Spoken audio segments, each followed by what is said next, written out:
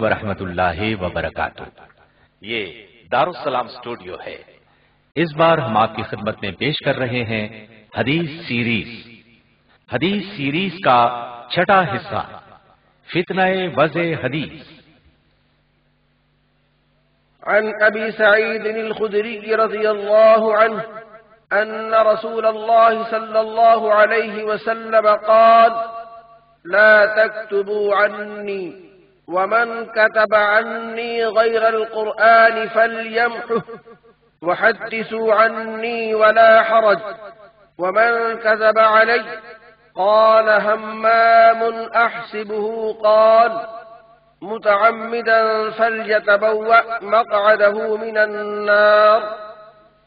سیدنا ابو سعید خدری رضی اللہ عنہ سے روایت ہے، نبی کریم صلی اللہ علیہ وسلم نے فرمایا، میری طرف سے کچھ نہ لکھو، اگر کسی نے قرآن کے علاوہ کچھ لکھا ہے تو اسے چاہیے کہ اسے مٹا دے، مجھ سے حدیث بیان کرو، کوئی مذائقہ نہیں، البتہ جس نے مجھ پر جانتے بوجھتے جھوٹ بولا وہ اپنا ٹھکانہ جہنم میں بنا لے۔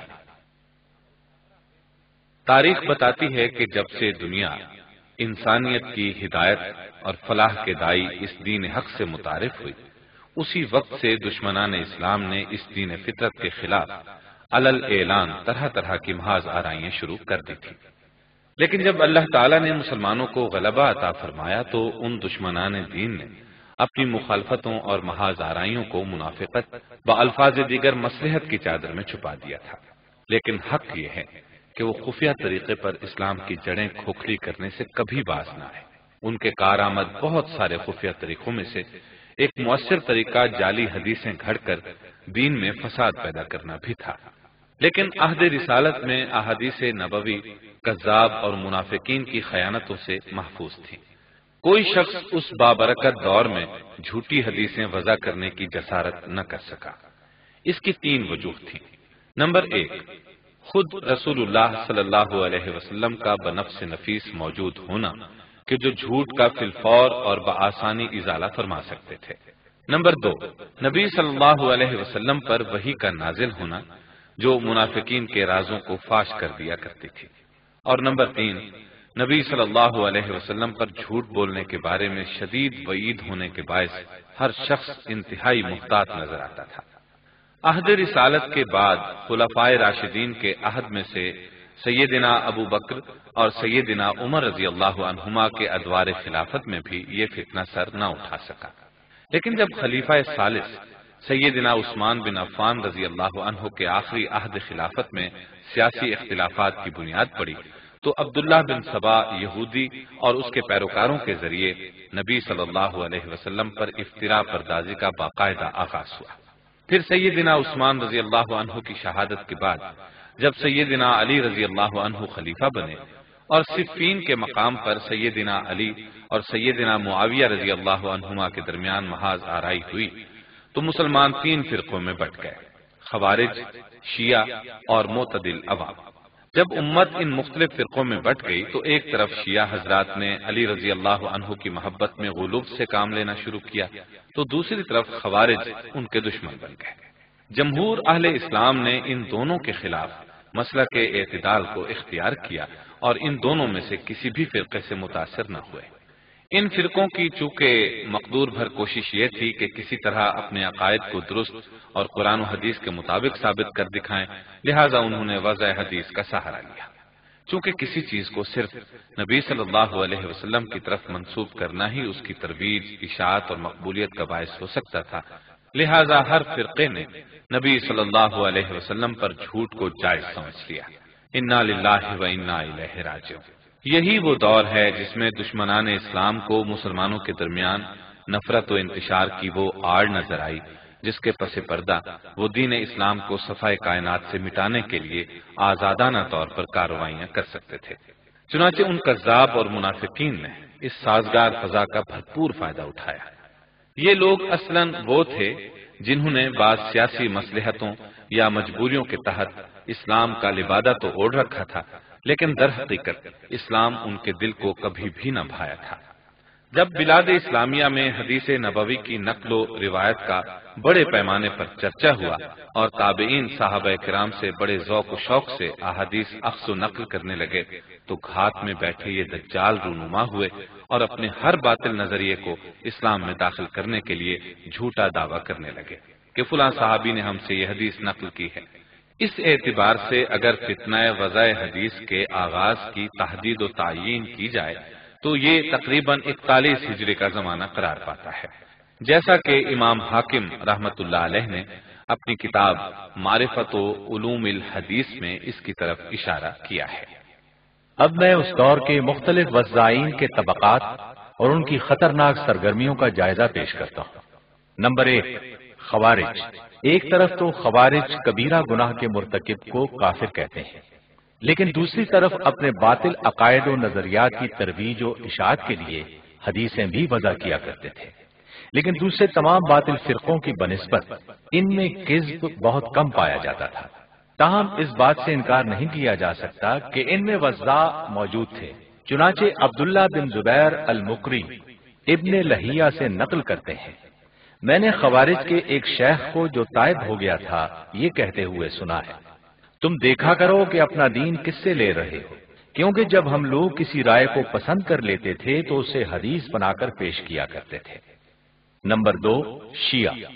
ہم دیکھتے ہیں کہ شیعوں کا بنیادی طور پر نقطہ نظر یہ رہا ہے کہ سیدنا علی رضی اللہ عنہ کئی وجوہ سے رسول اللہ صلی اللہ علیہ وسلم کے اصل جانشین تھے، مگر جب جنگ صفین کے بعد شیعی مکتب فکر نے ایک نیا رخ بدلا اور بہت سارے بے دین منافقین اور بدعتی لوگ دین میں فساد اور بگاڑ پیدا کرنے کی غرض سے سیدنا علی رضی اللہ عنہ کے حواریوں میں شامل ہو گئے، اور یہی لوگ بعد میں شیعان علی یا شیعہ کہلائے۔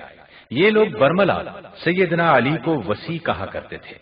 ان کا دعویٰ تھا کہ سیدنا علی کی خلافت کے متعلق رسول اللہ صلی اللہ علیہ وسلم نے وصیت فرمائی تھی، چنانچہ وہ اس کے اصل مستحق تھے، اور جن لوگوں نے انہیں ان کے حق خلافت سے محروم رکھا وہ غاصب و ظالم تھے۔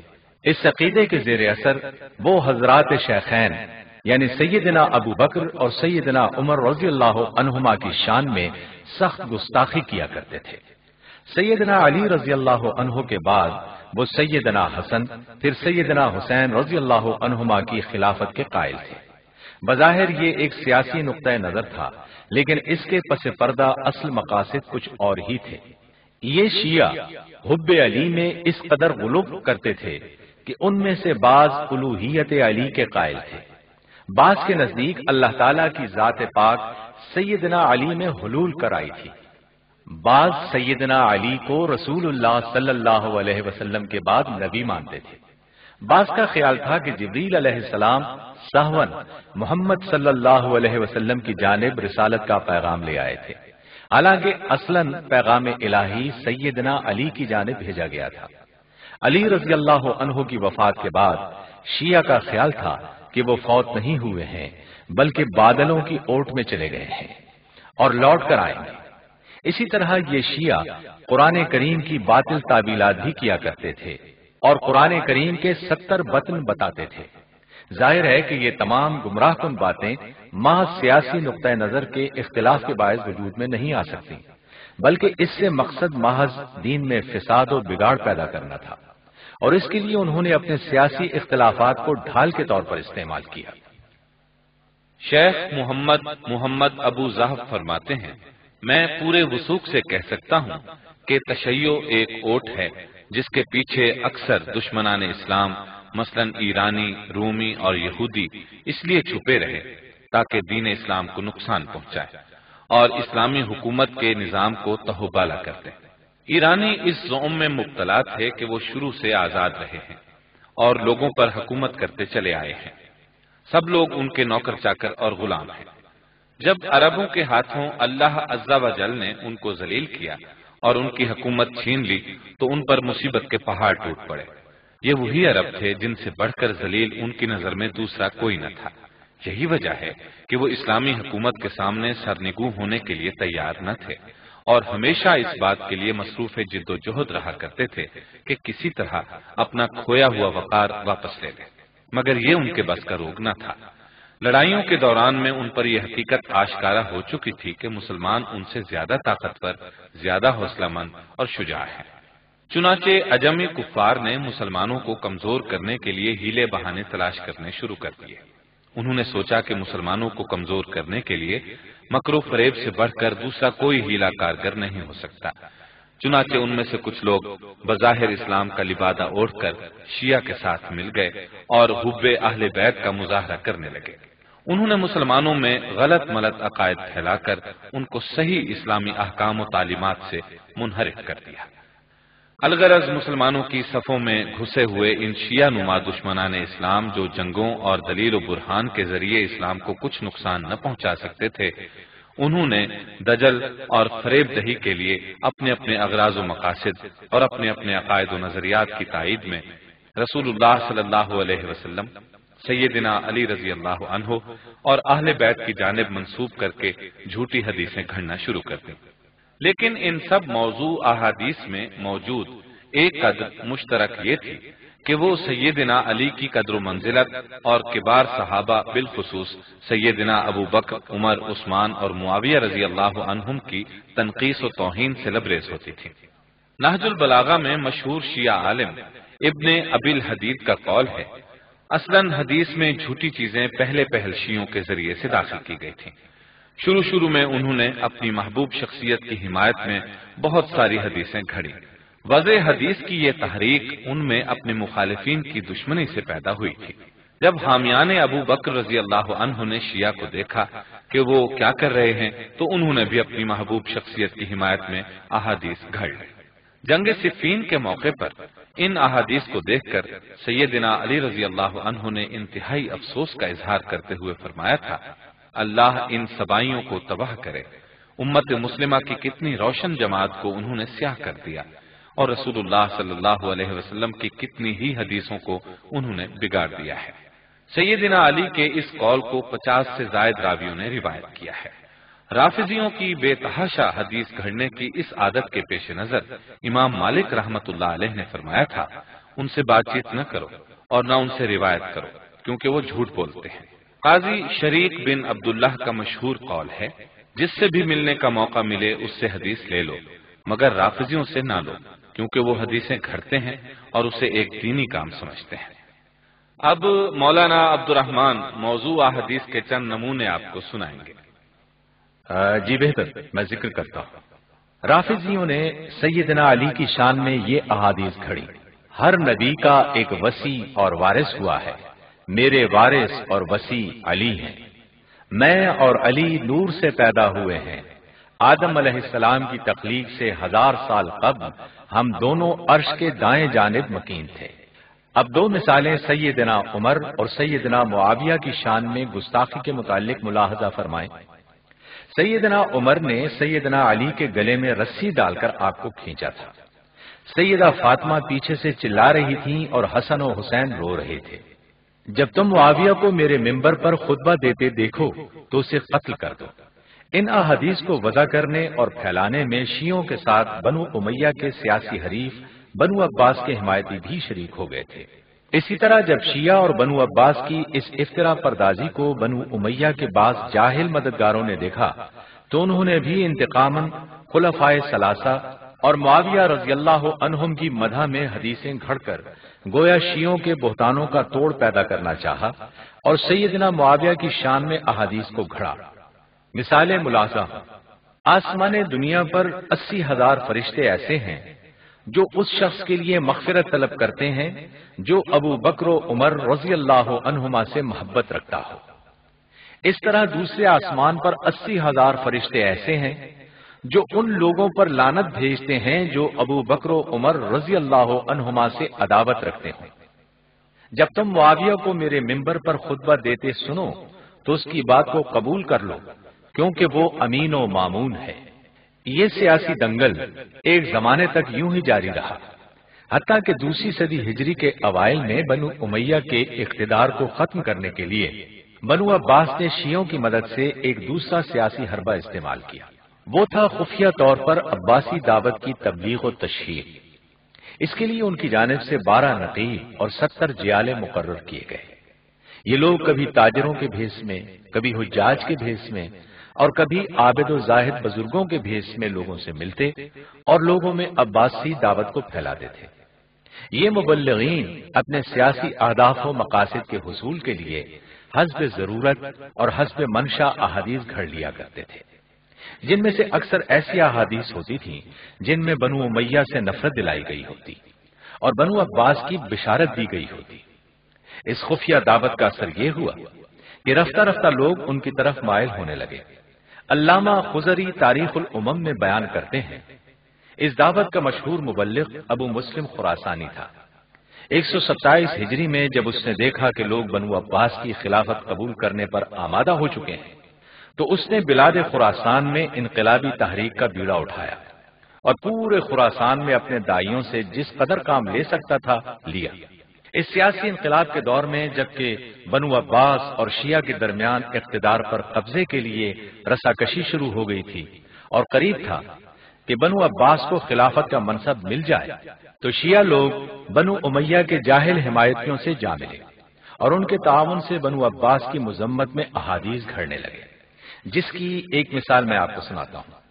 بنو عباس کی وجہ سے میری امت بڑی تکلیف میں مبتلا ہوگی، وہ کپڑوں کو سیاہ رنگ میں رنگ کر پہنیں گے، اللہ تعالیٰ ان کو آگ کا لباس پہنائے گا، ان کی تباہی اس کے خاندان میں سے ایک شخص کے ہاتھوں ہی انجام پائے گی۔ یہ کہہ کر نبی صلی اللہ علیہ وسلم نے ام حبیبہ رضی اللہ عنہا کی طرف اشارہ فرمایا۔ ان تمام تاریخی حقائق کے مطالعے سے یہ بات اچھی طرح واضح ہو جاتی ہے کہ شیعان علی ہوں یا سیدنا معاویہ کے حامی و مددگار، بنو امیہ کے چہیتے ہوں یا بنو عباس کے چیالے یا ان سب کے مخالفین اور دشمن، یہ سب لوگ دین اور اخلاق سے بالکل عاری تھے اور ذاتی اغراض و مقاصد کے حصول اور تکمیل کے لیے رسول اللہ صلی اللہ علیہ وسلم پر کذب بیانی کو جائز سمجھتے تھے۔ چنانچہ دوسری اور تیسری صدی ہجری کے دوران احادیث نبوی میں بڑی تخریب کاری ہوئی اور روایت سازی کی ایسی وبا پھیلی کہ اصل اور نقل میں فرق کرنا دشوار ہو گیا تھا۔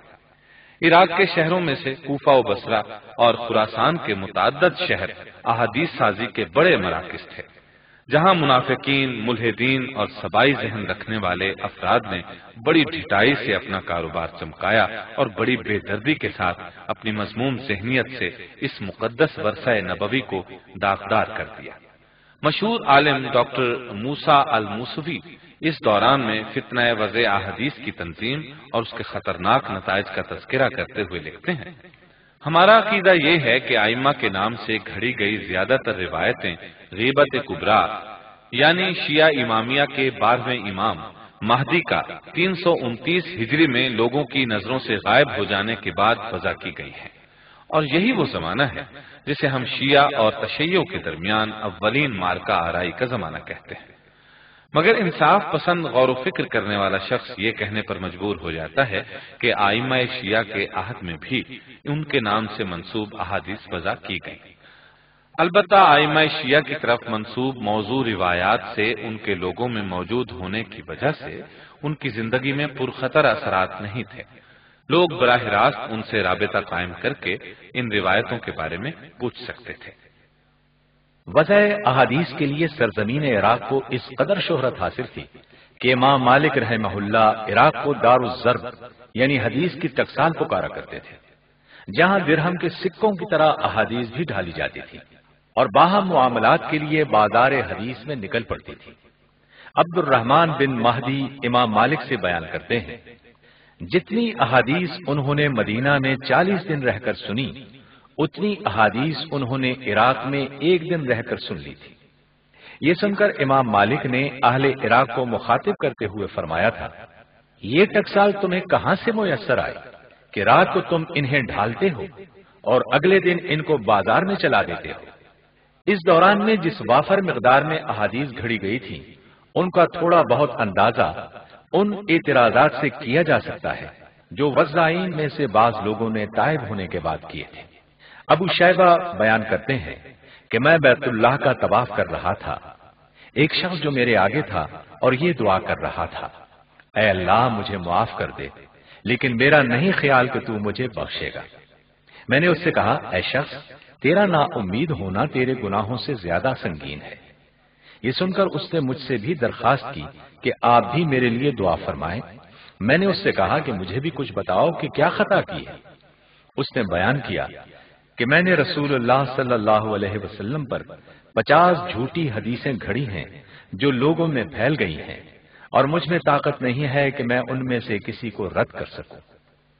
اب پروفیسر ظفر اقبال صاحب وضع حدیث کے بعد غیر سیاسی محرکات اور وضاعین کے جملہ طبقات کا مختصر تعارف پیش کریں گے۔ جی بہتر، میں تفصیل سے یہ موضوع آپ کے سامنے رکھنا چاہتا ہوں۔ اس سلسلے میں سب سے پہلے آتے ہیں زنادقہ۔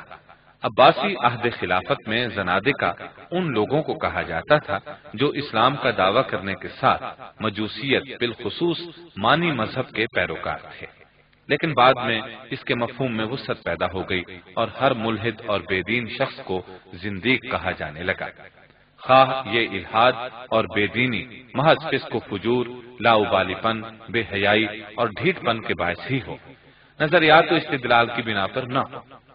عباسی عہد خلافت اور تیسری صدی ہجری میں مذہب زنادقہ کی نشر و اشاعت اور فروغ کے اسباب بیان کرتے ہوئے احمد امین لکھتے ہیں، جب بنو امیہ کے زوال کے بعد اہل فارس اقتدار پر قابض نہ ہو سکے تو انہوں نے مسلمانوں کے عقائد کو بگاڑنے کے لیے مجوسیت بالخصوص مانی مذہب کے نظریات کو اسلام میں پھیلانا شروع کر دیا۔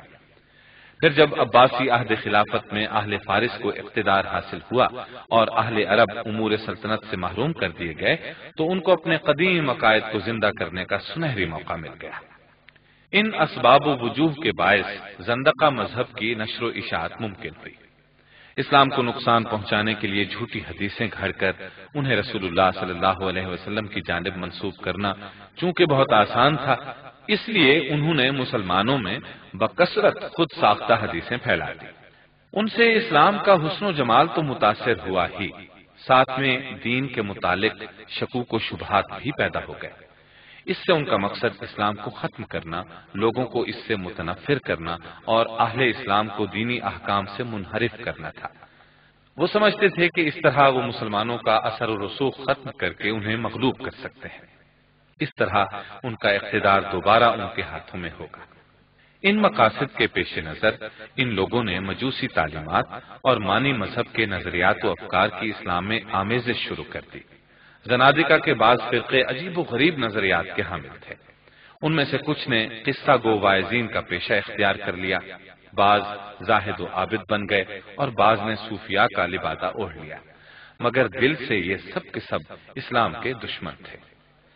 امام ابن جوزی رحمہ اللہ فرماتے ہیں، زنادقہ حدیث گھڑنے والوں کا وہ طبقہ ہے جس کا مقصد شریعت کی تخریب، عوام کے دلوں میں اس کے متعلق شکوک و شبہات پیدا کر کے انہیں گمراہ کرنا اور دین سے مذاق کرنا تھا۔ شاہ عبدالعزیز محدث دہلوی فرماتے ہیں، فرقہ زنادقہ کے پیش نظر شریعت کو باطل کرنا اور دین کا مذاق اڑانا تھا۔ چنانچہ ابن راوندی نامی یہودی اللہ کا منکر تھا، اس نے اسلام کے رد میں متعدد کتابیں تصنیف کی۔ بعد میں صوفیاء نے اسے تصوف کا لبادہ پہنا دیا تھا اور اس کی کتابیں تصوف، طریقت، سلوک اور معرفت کی کتابیں بن گئی۔ اس نے یہ حدیث وضع کی تھی، بینگن جس مرض کی شفا کے لیے کھایا جائے وہ مرض دور ہو جاتا ہے۔ اس روایت سے اس کی غرض شریعت کا مذاق اڑانا تھا۔ علماء کا قول ہے کہ زنادقہ کی وضع کرتا 14,000 احادیث مشہور ہو چکی ہیں۔ ابو الحسنات عبدالحی لکھنوی فرماتے ہیں، یہ فرقہ عیسائیوں اور یہودیوں کے مشابہ ہے کہ جنہوں نے آسمانی کتابوں میں تحریف کر ڈالی، جو کچھ اس میں سے چاہا از خود ساقط کر دیا اور جو چاہا اسے اپنے ہاتھوں سے اس میں لکھ دیا۔ بعض زندیق ایسے بھی تھے جو شیوخ الحدیث کی مجالس میں شریک ہوا کرتے تھے اور جو ہی انہیں ذرا سا غافل دیکھتے اس موقع سے فائدہ اٹھا کر ان کی احادیث میں اپنی وضع کردہ احادیث داخل کر دیا کرتے تھے۔ خلفائے بنو عباس نے جب زنادقہ کا تعاقب کر کے انہیں تہہ تیغ کرنا شروع کیا تو زنادقہ نے بنو عباس کی مذمت میں بھی احادیث وضع کرنا شروع کر دی اور اس معاملے میں اس حد تک گر گئے کہ بعض ایسی چیزوں کو رسول اللہ صلی اللہ علیہ وسلم سے منقول بتانے لگے جو اصول دین اور عقل سلیم سے بھی متصادم تھی۔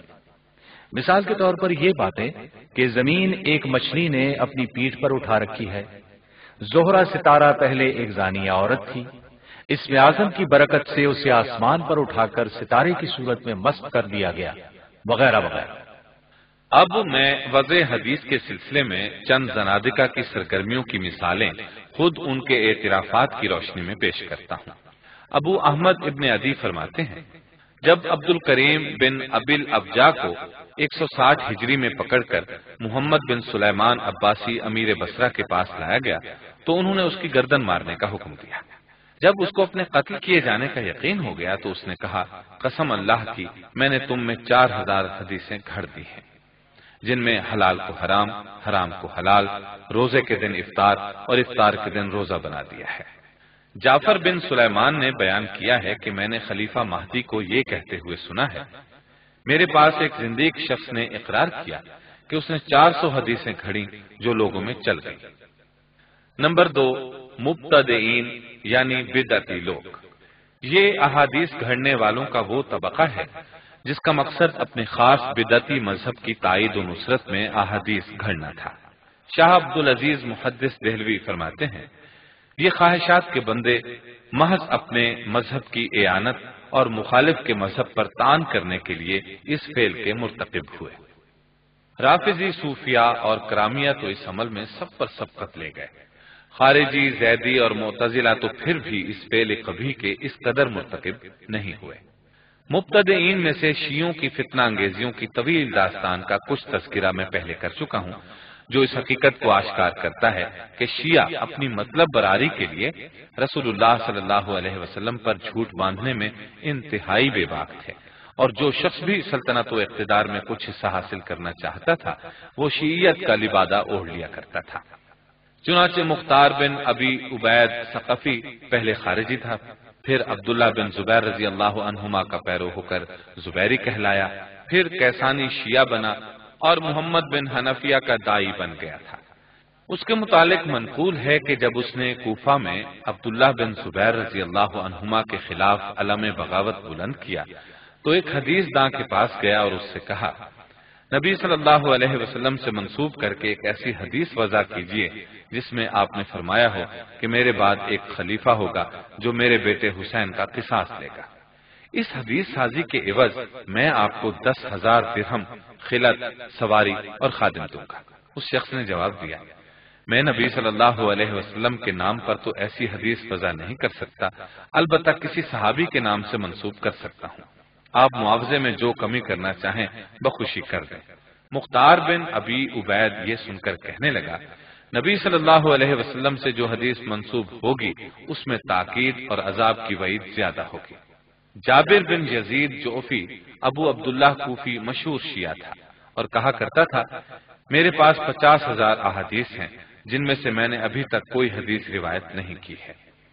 اس کے متعلق سفیان ثوری رحمۃ اللہ علیہ فرمایا کرتے تھے، میں نے جابر بن یزید کو 30,000 ایسی حدیثیں بیان کرتے سنا ہے جن میں سے میں کسی روایت کے ذکر کو بھی حلال نہیں سمجھتا، خواہ اس کے لیے مجھے جس قدر رقم پیش کی جائے۔ نمبر 3، کرامیہ۔ ابو بکر سمعانی فرماتے ہیں کہ ابو عبداللہ محمد بن کرام کے پیروکار جو کرامیہ کے نام سے مشہور ہیں، ان کا نظریہ یہ تھا کہ جن چیزوں کا تعلق کسی حکم سے نہ ہو بلکہ ترغیب و ترہیب یعنی لوگوں کو اطاعت اور فضائل اعمال کی ترغیب دلانے اور معصیت سے ڈرانے اور ڈانٹنے سے ہو، ان میں احادیث وضع کرنا جائز ہے۔ یہ لوگ اپنے اس برے فعل کے جواز کے لیے اس حدیث سے استدلال کرتے تھے کہ نبی صلی اللہ علیہ وسلم نے فرمایا، جو مجھ پر عمدن لوگوں کو گمراہ کرنے کے لیے جھوٹ بولے، یعنی جو کذب لوگوں کو گمراہ کرنے کے لیے ہو وہ حرام ہے، لیکن جو کذب لوگوں کی اصلاح اور ترغیب و ترہیب کے لیے ہو وہ جائز ہوگا، مگر یہ حدیث باطل ہے۔ اس کی سند میں محمد بن فضل بن عطیہ ہے جس کی تکذیب پر اتفاق ہے۔ بعض کرامیہ جو نبی صلی اللہ علیہ وسلم پر طعن و تشنیع کے لیے احادیث وضع کرتے تھے اور ان کا مقصد دین کو نقصان پہنچانا ہوتا تھا، وہ کہتے تھے کہ ہم تو ان کے برخلاف لوگوں کو نیکی کی ترغیب دلانے اور برائی سے روکنے کے لیے احادیث وضع کرتے ہیں، لہذا ہم اس وعید کے مستحق نہیں ہیں، بلکہ وہی لوگ ہیں، یا پھر اس سے مراد وہ لوگ ہیں جو نبی کریم صلی اللہ علیہ وسلم کو شاعر، مجنون یا جادوگر اور کذاب کہا کرتے تھے۔ نمبر 4، صوفیاء، عابد اور زاہد لوگ۔ احادیث گھڑنے والوں کا یہ وہ طبقہ ہے جو بظاہر انتہائی زاہد اور عابد ہونے کے ساتھ سلوک و عرفان کے اعلیٰ مدارج پر فائز سمجھا جاتا ہے، لیکن ان میں سے اکثر صورتوں کے فضائل اور ترغیب و ترہیب وغیرہ میں احادیث گھڑا کرتے تھے۔ ان کا خیال تھا کہ احادیث نبوی میں اصلاح کی غرض سے ایسا کرنا جائز ہے، چونکہ وہ نبی صلی اللہ علیہ وسلم اور دین کی تائید و حمایت کے لیے جھوٹ بولا کرتے تھے، لہٰذا وہ اسے بھی دین کی خدمت اور اللہ کے قرب کا باعث سمجھتے تھے۔ ان میں سے بعض ایسے بھی تھے جو خود تو احادیث وضع نہیں کرتے تھے، لیکن ہر کس و ناقص پر اعتماد کر لیا کرتے تھے۔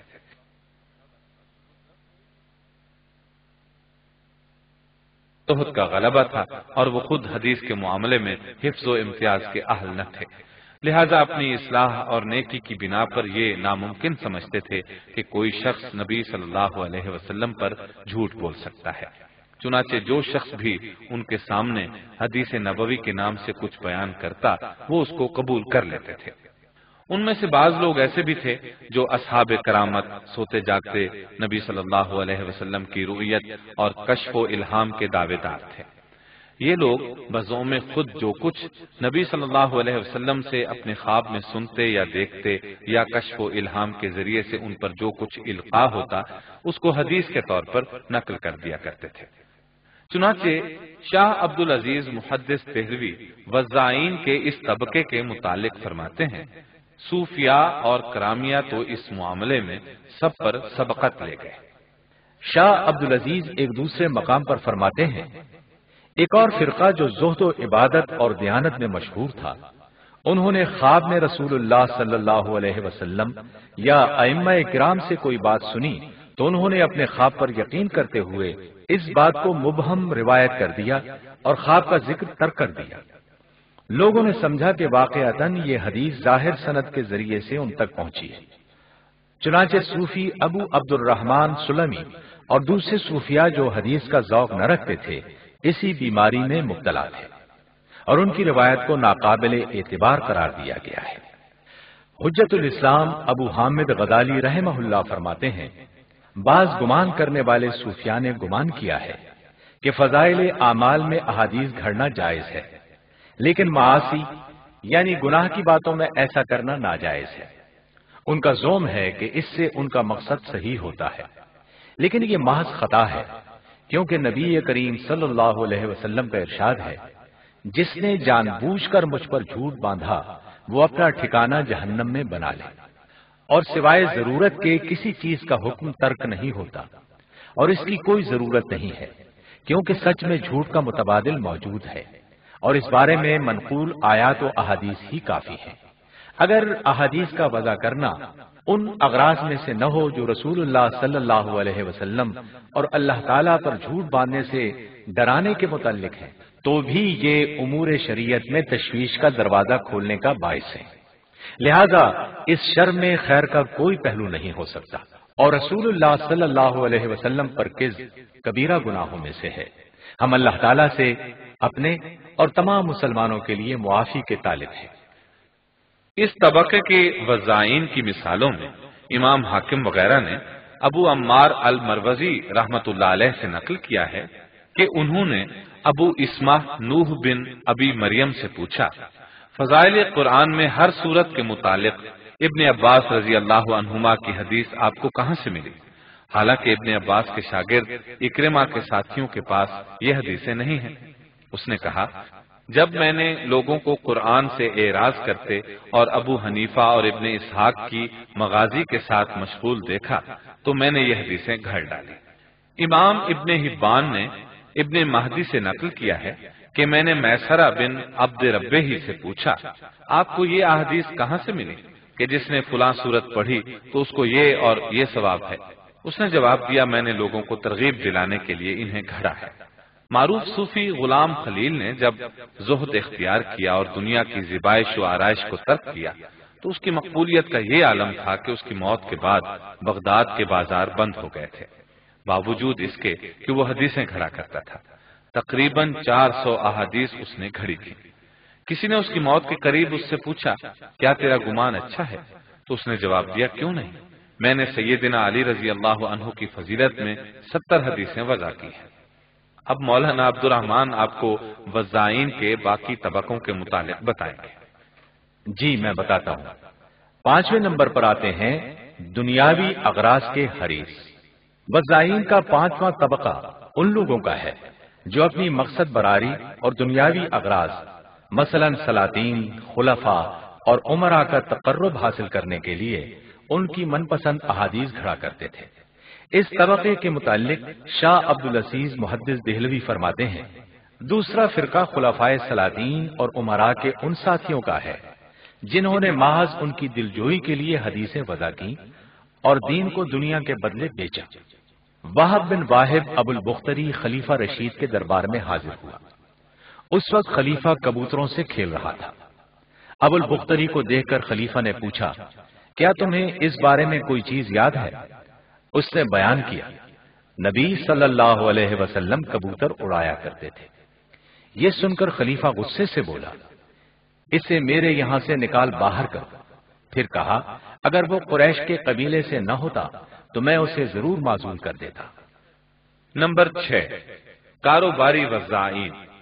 وضاعین کا 6واں طبقہ وہ تھا جنہوں نے وضع حدیث کو اپنے کاروبار کے طور پر اپنا لیا تھا۔ شاہ عبدالعزیز دہلوی اس طبقے کے وضاعین کے متعلق فرماتے ہیں، اہل علم کی ایک جماعت جو علم حدیث سے تعلق نہ رکھتی تھی، اس نے جب یہ دیکھا کہ محدثین کو نہایت قدر و احترام کی نگاہ سے دیکھا جاتا ہے اور ان کی بڑی عزت کی جاتی ہے تو ان کے دل میں محدث بننے کی خواہش پیدا ہوئی۔ اس لیے انہوں نے احادیث وضع کرنا شروع کی تاکہ نہ ہلدی لگے، نہ پھٹکڑی اور رنگ بھی چوکھا ہے۔ اس طبقے کے ایک وضاع نفع بن حارث نخعی نابینا کے متعلق حمام رحمت اللہ علیہ بیان کرتے ہیں کہ وہ ہمارے پاس آ کر کہنے لگا کہ مجھے براء بن عازب رضی اللہ عنہ نے حدیث سنائی، مجھے زید بن ارقم رضی اللہ عنہ نے حدیث سنائی۔ جب ہم نے قتادہ رحمت اللہ علیہ سے اس کا تذکرہ کیا تو وہ فرمانے لگے کہ ابو داود یعنی نفع بن حارث جھوٹ بولتا ہے، اس نے صحابہ سے حدیثیں نہیں سنی ہیں۔ وہ تو 87 ہجری میں طاعون جارف کے دور میں گدا تھا اور لوگوں سے بھیک مانگا کرتا تھا، اس کا علم حدیث سے کیا تعلق؟ حمام مزید بیان کرتے ہیں کہ یہی ابو داود نابینا قتادہ رحمت اللہ علیہ کے پاس آیا۔ جب وہ مجلس سے اٹھ کر چلا گیا تو حاضرین نے بیان کیا کہ اس کا دعویٰ ہے کہ وہ 18 بدری صحابیوں سے مل چکا ہے۔ قتادہ رحمت اللہ علیہ نے فرمایا کہ یہ طاعون جارف سے پہلے گدا تھا اور علم حدیث کے ساتھ اس کا کوئی تعلق نہ تھا۔ قسم اللہ کی، حسن بصری اور سعید بن مسیب جیسے کبار تابعین جو عمر میں اس سے بڑے اور اجتہادات صحابہ کے زبردست عالم تھے، انہوں نے بھی بدری صحابیوں سے براہ راست کوئی حدیث سن کر یعنی حدثنا کہتے ہوئے ہم کو نہیں سنائی۔ البتہ سعد بن ابی وقاص رضی اللہ عنہ سے ضرور ملے تھے۔ تو اس نابینا کا یہ دعویٰ کس طرح درست ہو سکتا ہے؟ وضاعین کا 7واں طبقہ ان کا ہے جنہوں نے ہر اچھی کلام کے لیے اسانید وضع کرنا جائز سمجھ رکھا ہے۔ چنانچہ ابو زرع دمشقی رحمہ اللہ فرماتے ہیں، محمد بن خالد نے اپنے والد سے روایت کی کہ انہوں نے فرمایا کہ میں نے محمد بن سعید المسلوب کو یہ کہتے ہوئے سنا ہے، کسی اچھی کلام کے لیے سند وضع کرنے میں کوئی حرج نہیں ہے۔ آپ ان کی کتابوں کو ایسی حدیثوں سے بھری ہوئی پائیں گے جن کے متن ان کے بناوٹی ہونے کی گواہی دے رہے ہوں گے، کیونکہ وہ فقہا کے فتاوی کے مشابہ ہیں اور وہ ان کی کوئی سند بھی بیان نہیں کرتے۔ نمبر 8، شہرت کے خواہاں۔ وضاعین کا 8واں طبقہ ان کا ہے جو انفرادیت اور اجنبیت کے اظہار کے لیے احادیث وضع کیا کرتے تھے تاکہ اس طرح لوگوں میں ان کی شہرت پھیلے اور زیادہ سے زیادہ لوگ ان سے سننے لگے۔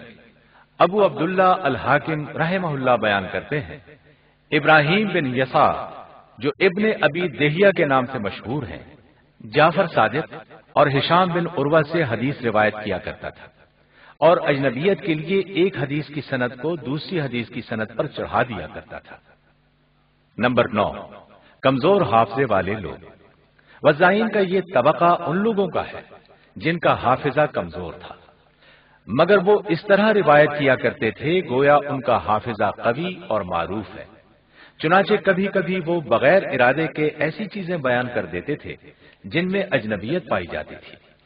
اس طبقے کے متعلق شاہ عبدالعزیز دہلوی فرماتے ہیں، ایک گروہ نے بلا ارادہ بھی احادیث وضع کی، جس کی صورت یہ ہوئی کہ انہوں نے کسی تجربہ کار شخص یا کسی صوفی یا حکمائے سابقین میں سے کسی کا کوئی کلام سنا اور پھر اپنی غفلت اور بھول سے اسے نبی کریم صلی اللہ علیہ وسلم کی جانب منسوب کر دیا، یہ سوچتے ہوئے کہ ایسی حکمت کی بات سوائے نبی صلی اللہ علیہ وسلم کے اور کوئی نہیں کہہ سکتا۔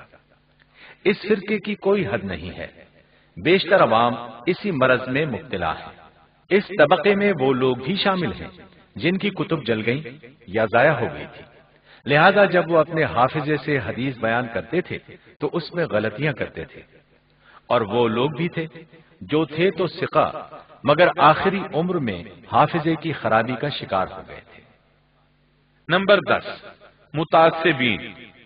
اس طبقے میں وہ تمام لوگ شامل ہیں جنہوں نے جنس، قبیلہ، شہر، ملک، علاقہ، فقہ، کلام، زبان، رنگ، نسل یا کسی مخصوص امام، پیر یا ولی کی مدح میں یا اپنے مخالفین کی مذمت میں از راہ اناد و تعصب احادیث گھڑی تھی۔ چنانچہ آپ مختلف کتب میں جدہ، بصرہ، اردن، خراسان، عمان، بحرین، اسقلان، قزوین، آبادان، عراق اور دمشق وغیرہ کی مدح میں اور قسطنطنیہ، طبریہ اور صنعاء وغیرہ شہروں کی مذمت میں روایات پائیں گے۔ ان تمام تعصبات کا مختصر پس منظر اور مثالیں پیش خدمت ہیں۔ خلافت عباسیہ کا قیام چونکہ خراسانی فارسی و نسل لوگوں کے ذریعے سے انجام پایا تھا اور خراسان شیعوں کا گہوارہ تھا، لہذا وہ لوگ شیعی نظریات سے بہت زیادہ متاثر ہوئے۔ اہل فارس کا خیال چونکہ یہ تھا کہ بادشاہت وراثت سے چلتی ہے، لہذا انہوں نے بنو امیہ کو اہل بیت کے حقوق کا غاصب قرار دیا اور چاہا کہ بذریعہ طاقت اہل بیت کا حق خلافت ان کو دلوایا جائے۔ مزید یہ کہ اہل فارس کو اسلام کے زیر نگین آنے سے قبل عراق و یمن کے علاوہ اور بہت سے عرب علاقوں پر سیاسی غلبہ حاصل تھا، مگر بنو امیہ کے عہد خلافت میں وہ اہل عرب سے مغلوب ہو کر ان کے غلام بن کر رہ گئے تھے۔ جب اہل عرب ان پر حکمرانی کرنے لگے تو ان کی شان و شوکت اور ان کی درخشاں تہذیب کی یاد رفتہ ان کو کچوکے لگانے لگی، لہذا وہ بنو امیہ کے سیاسی حریف بن گئے تھے۔ بنو امیہ کے زوال کے بعد جب بنو عباس نے خلافت کا دعویٰ کیا تو اہل فارس ان کے ہم نوا بن گئے تھے۔ بنو عباس نے بھی ایرانیوں کو اپنا خیر خواہ جانا۔ ایرانیوں کو امید تھی کہ بنو عباس کے تعاون سے ان کی پرانی شان و شوکت لوٹ آئے گی، چنانچہ ابو مسلم خراسانی اور اس کے ہم نوا بنو عباس کی نصیحت و حمایت نیز بنو امیہ کے خلاف نبرد آزما ہونے کے لیے ہمہ وقت و ہمہ تن تیار تھے۔ اصلاً یہ کشمکش بنو امیہ اور بنو عباس کے درمیان نہیں بلکہ اہل عرب اور اہل فارس کے درمیان تھی۔ یہی وجہ ہے کہ اہل فارس نے بنو امیہ کے عربی اقتدار کو ملیامیٹ کرنے کے لیے اپنی جانوں کا نذرانہ پیش کیا تھا۔ جب بنو عباس کی خلافت مستحکم ہو گئی تو وہ اہل فارس کے اس قدر احسان مند تھے کہ ان کے خلاف عربوں کے جائز مطالبات کی بھی پرواہ نہیں کرتے تھے۔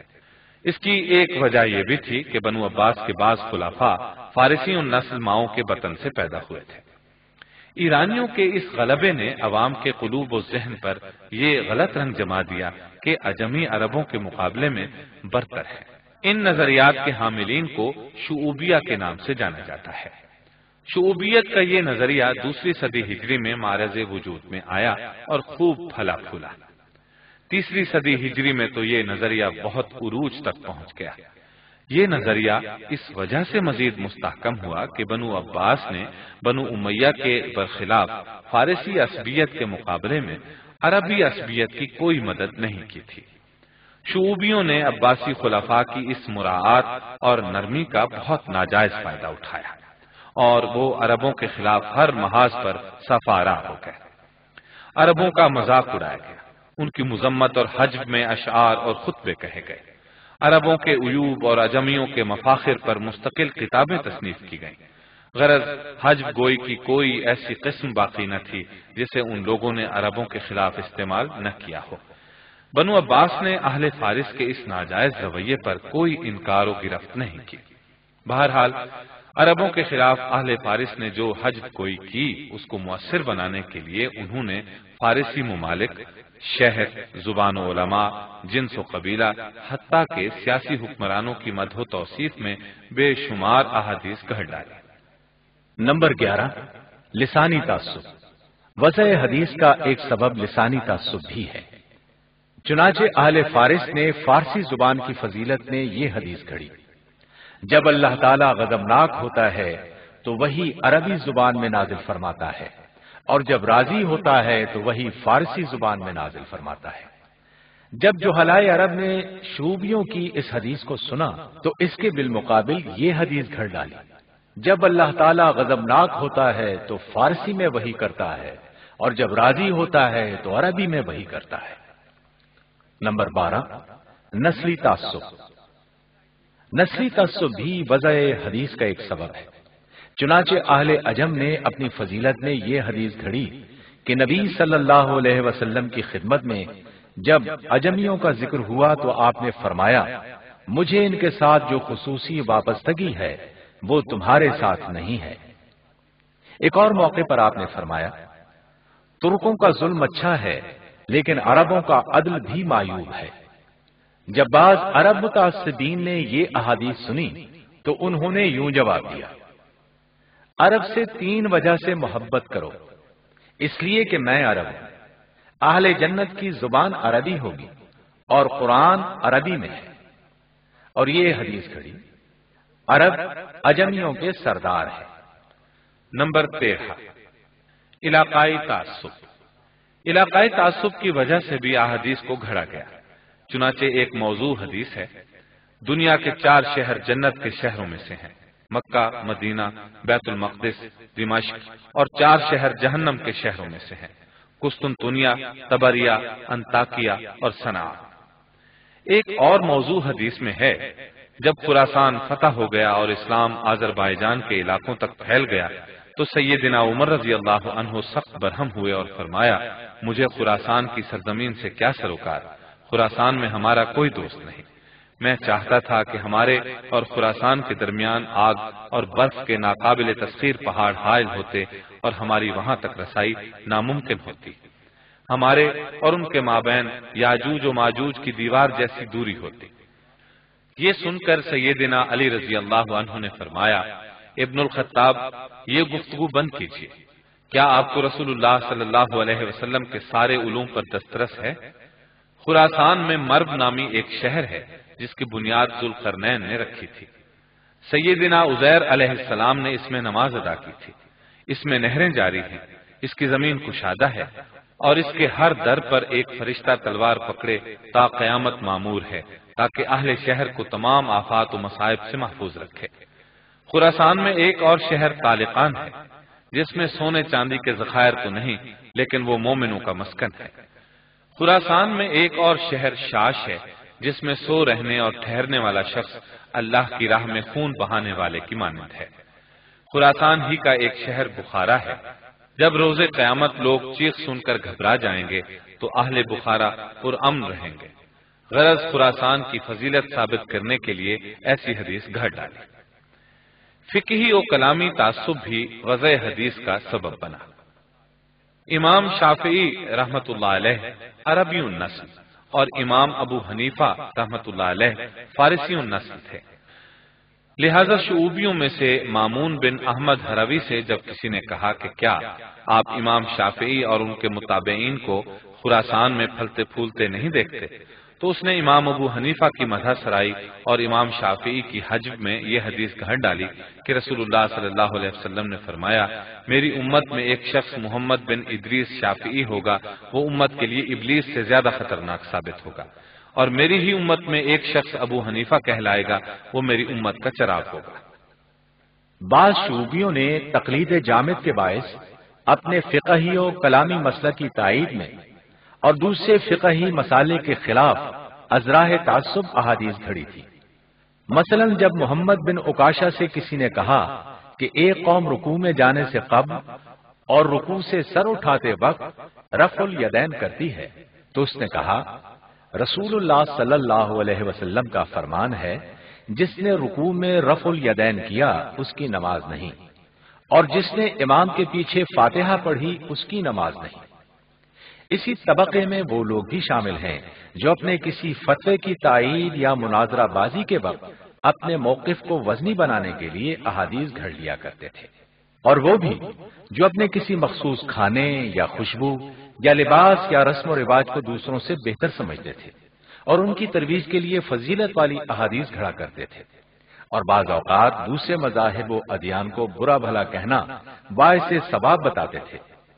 مثال کے طور پر یہ موضوع حدیث، جس شخص کے پاس صدقہ کرنے کے لیے کچھ مال نہ ہو وہ یہودیوں کے لیے بد دعا کرے۔ وضاعین کا ایک طبقہ ایسا بھی ہے جو انتقاماً کسی کی مذمت میں ازراہ اناد و انتقام حدیثیں گھڑا کرتا تھا۔ مثلا امام حاکم نے سہل بن عمر تیمی سے روایت کی ہے کہ ہم سعد بن طریف کے پاس بیٹھے تھے کہ اس کا بیٹا مکتب سے روتا ہوا آیا۔ جب اس نے اپنے بچے کو روتے دیکھا تو اس سے پوچھا تجھے کیا ہوا؟ اس نے بتایا کہ مجھے میرے استاد نے مارا ہے۔ یہ سن کر اس نے کہا قسم اللہ کی میں انہیں ذلیل و خجل کر کے چھوڑوں گا۔ چنانچہ کہنے لگا رسول اللہ صلی اللہ علیہ وسلم نے فرمایا تمہارے بچوں کے استاد تم میں سے سب سے زیادہ شریر ہیں، وہ یتیموں پر بہت کم رحم کرتے ہیں اور مسکینوں پر بہت سختی کرتے ہیں۔ احادیث گھڑنے والوں میں کچھ لوگ ایسے بھی تھے جو خود تو احادیث نہ گھڑتے تھے، لیکن ان کے کاتبین، بیٹے، غلام، لونڈی، شاگرد، دشمن یا پڑوسی وغیرہ کے ذریعے سے ان کی احادیث میں موضوعات داخل ہوئیں۔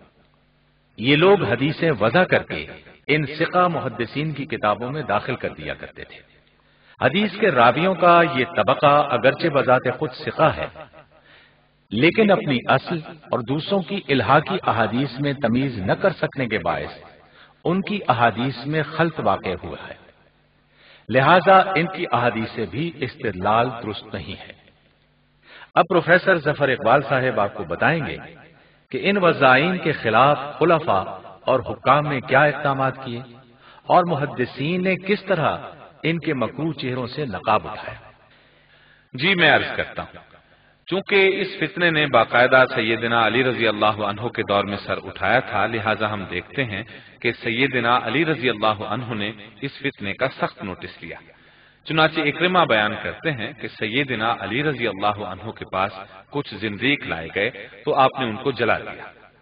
یہ خبر ابن عباس رضی اللہ عنہما کو پہنچی تو کہنے لگے کہ اگر آپ کی جگہ میں خلیفہ ہوتا تو میں انہیں رسول اللہ صلی اللہ علیہ وسلم کی اللہ کے عذاب کے ساتھ کسی کو سزا دینے کی ممانعت کے پیش نظر جلانے کی بجائے قتل کرتا، کیونکہ رسول اللہ صلی اللہ علیہ وسلم کا حکم ہے کہ جو کوئی اپنا دین بدلے اس کو قتل کرتا۔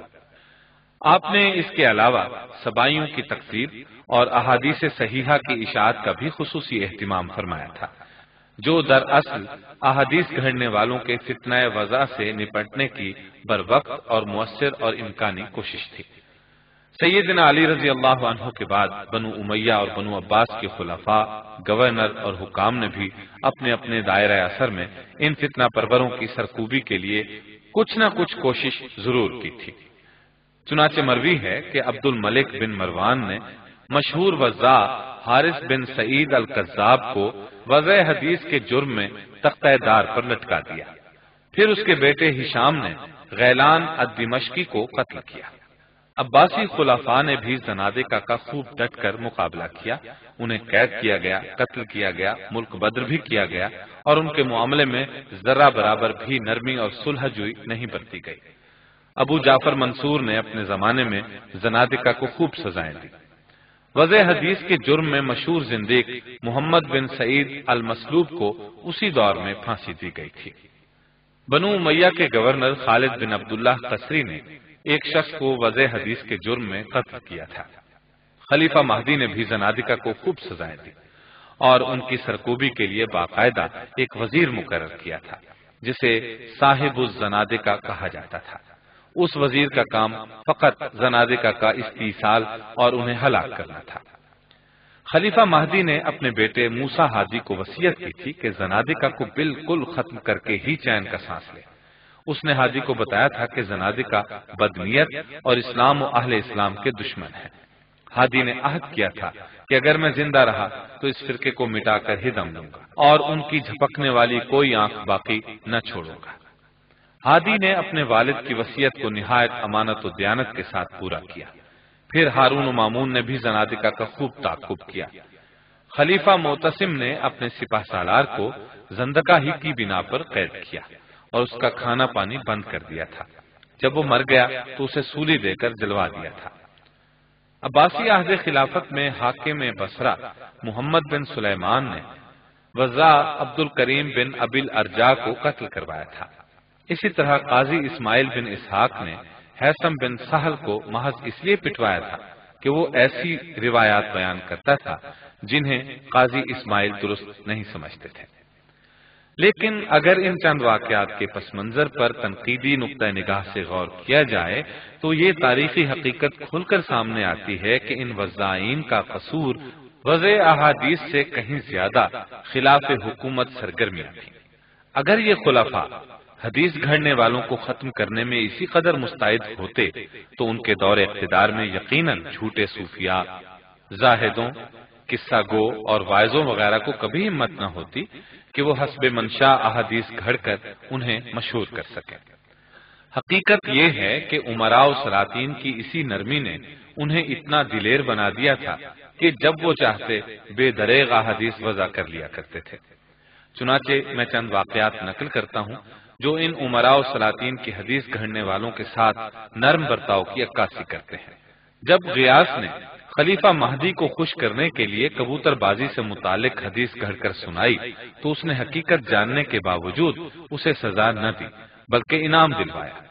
اسی طرح جب مقاتل بن سلیمان بلخی نے خلیفہ مہدی کو یہ پیشکش کی کہ اگر آپ پسند کریں تو میں بنو عباس کی فضیلت میں حدیثیں وضع کر دوں، تو خلیفہ مہدی نے اس کی اس پیشکش کو فقط ٹھکرانے ہی پر اکتفا کیا، اسے کوئی سزا نہیں دی۔ جب ہارون رشید کو ابو البختری نے ایک جھوٹی حدیث سنائی تو ہارون نے بس اسی قدر تنبیہ ضروری سمجھی کہ اگر تو قریش کے قبیلے سے نہ ہوتا تو میں تجھے ضرور معزول کر دیتا۔ چنانچہ معلوم ہوا کہ اس کڑی کا اصل نظری اور عملی کام محدثین کرام ہی کے ذریعے انجام پایا، جس کا تذکرہ انشاءاللہ میں ابھی کرتا ہوں۔ آپ سن چکے ہیں کہ احادیث گھڑنے والوں نے نبی اکرم صلی اللہ علیہ وسلم کی احادیث کے صاف چشمے کو گدلا کرنے میں کوئی موقع ضائع نہیں جانے دیا تھا، بلکہ اس پر ہر طرف سے حملے کیے۔ لیکن اللہ عز و جل محدثین کرام کی قبروں کو ٹھنڈا اور پر نور رکھے کہ جنہوں نے احادیث نبویہ کا دفاع کرنے، وضاعین کے باطل نظریات کو تانے بانے کی طرح بکھیرنے اور حق و باطل کو ممیز و ممتاز کرنے کے لیے اپنی پوری زندگیاں وقف کر دی تھی، تاکہ رسول اللہ صلی اللہ علیہ وسلم پر کس بیانی کرنے والوں کے جھوٹ کی قلعی کھل سکے۔ یہ ائمہ حدیث بڑے صاحب بصیرت اور حدیث کے متنوں اور سندوں کی معرفت میں مکمل مہارت رکھتے تھے۔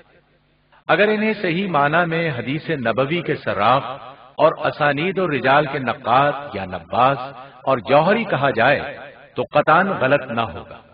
وضاعین کی کس بیانی کے مقابلے کے لیے ان ائمہ نے حدیث کے راویوں کے حالات جمع کیے، ان کا مقام و مرتبہ متعین کیا، اور ان میں سے جو مدح و ذم کے مستحق تھے انہیں اسی چیز سے ملقب کیا۔ اس کے ساتھ ساتھ اصل تدوین میں حدیث نبوی کو جمع کرنے، اس کی تحقیق اور تالیف و تدوین میں بھی حد درجہ عرق ریزی اور جانفشانی سے کام لیا۔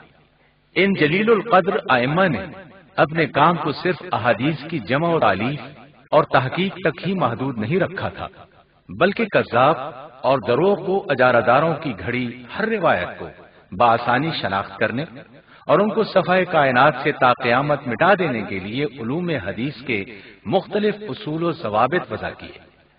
پھر ان اصولوں پر گراں قدر کتب بھی تصنیف کی تاکہ جب کبھی اس طرح کا کوئی فتنہ سر اٹھائے تو مؤثر طریقے پر اس کی سرکوبی کی جا سکے۔ پھر ائمہ حدیث نے ان قواعد کے تحت سند اور متن دونوں میں پائی جانے والی وضع کی مختلف علامات کو بھی ظاہر کیا۔ محدثین نے کذاب اور وضاعین کے ناموں کی تفصیلات کو جمع کیا اور لوگوں کو ان سے باخبر کیا، ساتھ ہی صحیح، ضعیف اور موضوع احادیث کو الگ الگ کر کے دودھ کا دودھ اور پانی کا پانی کر دیا، اور ان تمام احادیث کو مشہور بھی کیا جنہیں ان وضاعین نے گھڑ رکھا تھا، اور ان موضوع احادیث پر مشتمل مستقل کتب بھی تصنیف کی جو بلا شبہ ان کا ایک عظیم کارنامہ اور امت مسلمہ پر ان کا ناقابل فراموش احسان ہے۔ چنانچہ اب نہ ہی جھوٹی اور موضوع احادیث کسی عالم حدیث سے پوشیدہ رہی ہیں اور نہ ہی اس بارے میں اب کوئی وضاحت باقی ہے، جیسا کہ موضوعات کی کتابوں کو دیکھنے سے بخوبی ظاہر ہوتا ہے۔ حدیث کی تحقیق و تنقیح کے یہ وہ فطری طریقے تھے جن سے ہر عصر و عہد میں ائمہ حدیث نے بڑی عرق ریزی سے کام لیا، کیونکہ کوئی زمانہ بھی دشمنان اسلام کے ناپاک وجود سے خالی نہیں رہا ہے، لیکن اللہ تعالیٰ نے بھی کسی دور کو ان باطل کے علمبرداروں کی سرکوبی کے لیے محدثین اور نقاد حدیث کے مبارک وجود سے خالی نہیں رکھا۔ چنانچہ امام ابن جوزی رحمۃ اللہ علیہ فرماتے ہیں، جب ان دشمنان اسلام میں سے کسی کے لیے یہ ممکن نہ ہوا کہ قرآن میں کوئی اضافہ کر سکے تو ان لوگوں نے رسول اللہ صلی اللہ علیہ وسلم کی حدیث میں اضافہ کرنا اور ایسی چیزیں گھڑنا شروع کر دی جو نبی صلی اللہ علیہ وسلم نے نہ فرمائی تھی۔ بس اللہ تعالیٰ نے ایسے علماء کو پیدا فرمایا جنہوں نے دودھ کا دودھ اور پانی کا پانی کر دیا۔ اللہ تعالیٰ نے ایسی مبارک ہستیوں سے کسی زمانے کو خالی نہیں رکھا ہے۔ یہ الگ بات ہے کہ ہمارے زمانے میں ایسے لوگ بہت ہی کم ہیں۔ محترم سامعین، ابھی آپ دارالسلام اسٹوڈیو سے حدیث سیریز کا چھٹا حصہ فتنہ وضع حدیث سن رہے تھے۔